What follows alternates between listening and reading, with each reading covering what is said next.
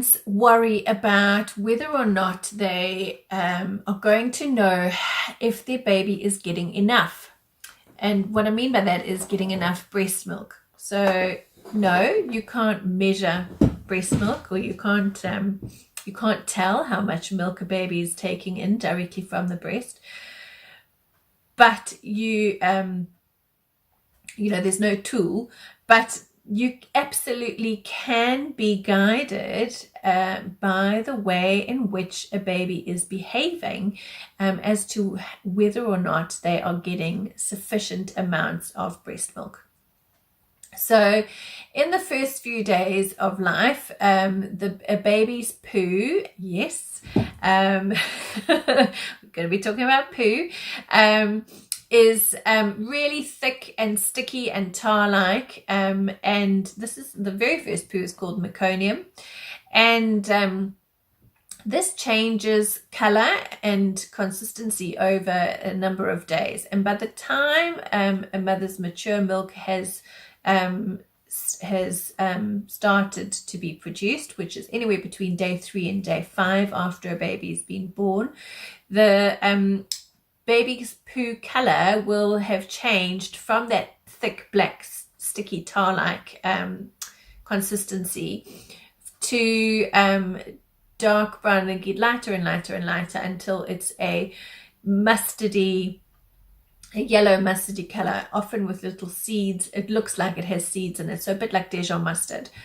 And so you can expect with each day of life, up until that point where the mother's milk changes from colostrum to the mature milk, that there will be one poo per day of age. So on day 1 they'll do 1 poo, on day 2 they'll do 2 poos, on day 3 they'll do 3 poos.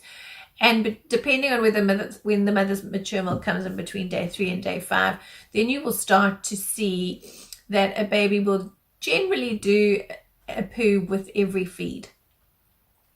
And we're not talking big, massive, explosive poos, just tiny amounts. A baby's stomach can only hold a 5 ml of breast milk, at birth. Rapidly, the stomach size changes rapidly over the first 15 days, but the breast milk is very easily digested, and the baby doesn't need to take in large volumes. So the poos are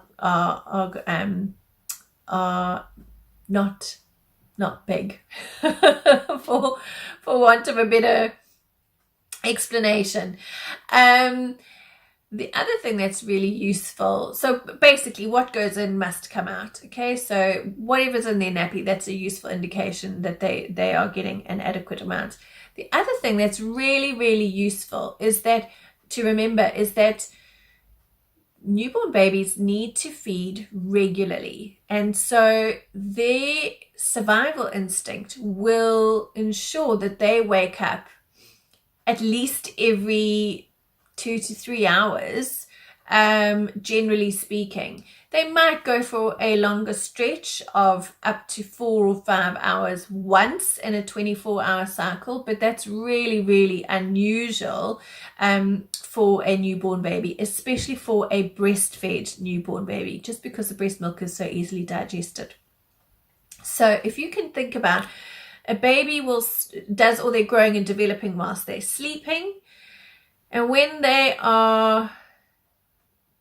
feel that they are running low on fuel, and that they need to kind of refuel to support that growth and development, they will start to wake up. So they're not waking up because, oh, that was a good sleep and now they want to kind of hang out with you. They're waking up to feed, okay?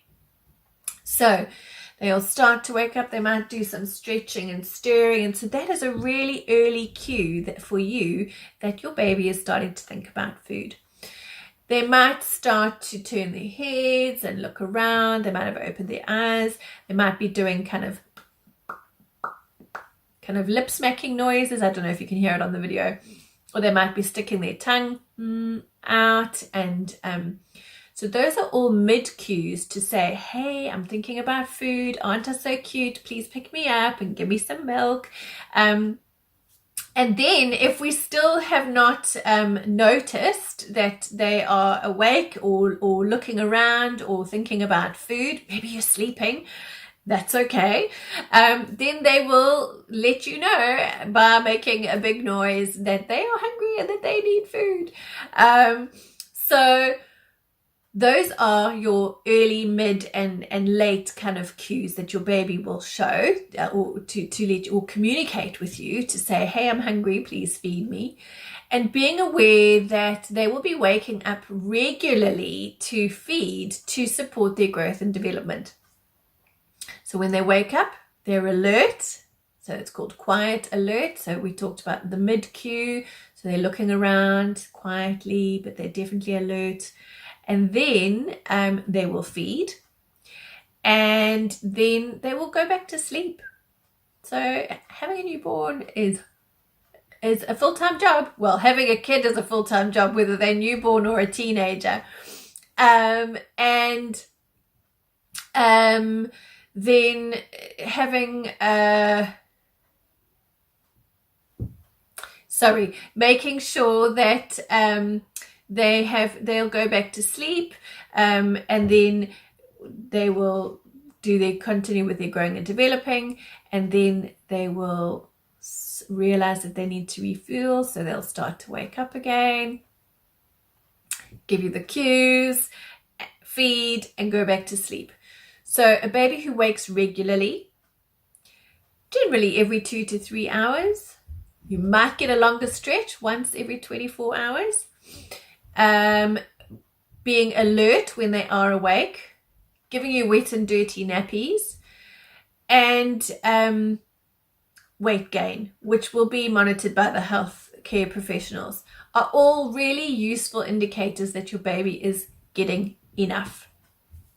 So hopefully that helps you to kind of just have an awareness of making sure if your baby is not waking independently, or your baby is very sleepy when they are woken up, if you're having to wake them up or they're waking independently, and are all indicate, and what is going on with their nappies are all indicators of perhaps what you need to be looking out for or addressing, or if you need to be getting a hold of somebody for additional support. Or sometimes it can also be really reassuring to know that that kind of behavior, the waking regularly, is really normal and something that we want to see in a newborn's behavior. So I hope you found that useful, and in the next video we will talk more about how a baby feeds.